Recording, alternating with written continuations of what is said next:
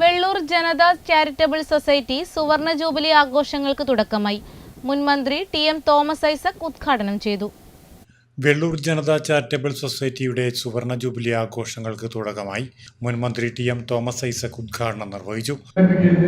മറ്റ് സംസ്ഥാനങ്ങളെ അപേക്ഷിച്ച് എന്തുകൊണ്ട് വിജയിച്ചു എന്നുള്ളതിന് ചോദ്യത്തിന് പലരും നൽകിയിട്ടുള്ള മറുപടി ഇതാണ്. മുകളിലുള്ള രാഷ്ട്രീയം മാത്രമല്ല, താഴത്ത് തട്ടിൽ നിന്ന് ജനങ്ങളിങ്ങനെ ഒത്തുചേർന്ന് അവരുടേതായ പ്രശ്നങ്ങൾ പരിഹരിക്കുന്നതിന് ഇടപെടുന്നു എന്നുള്ളതാണ്. അങ്ങനെയുള്ള ഇടപെടലില് ഇവിടെ ഒരു വാണിജ്യ സംരംഭമാകുമ്പോൾ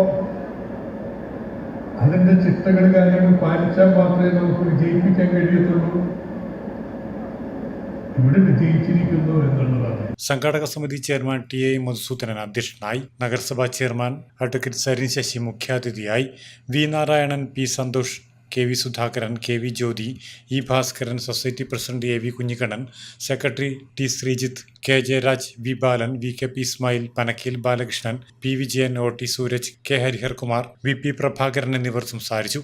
ആഘോഷ പരിപാടികളുടെ ഭാഗമായി ഹൈടെക് ഫാം ഉദ്ഘാടനം, ക്ഷീര കർഷക സെമിനാർ, സ്ഥാപക അംഗങ്ങളെ ആദരിക്കൽ, കന്നുകാലി പ്രദർശനം, ക്ഷീര കർഷക പെൻഷൻകാരുടെ സംഗമം, സുവർണ ജൂബിലി സ്മാരക സമർപ്പണം, സ്മരണികാ പ്രകാശനം, ജീവനക്കാരുടെയും ഭരണസമിതി അംഗങ്ങളുടെയും കുടുംബസംഗമം, വിവിധ കലാപരിപാടികൾ, ജൂബിലി ആഘോഷ സമാപനം തുടങ്ങിയ പരിപാടികൾ സംഘടിപ്പിക്കും. Network news, Payyanur.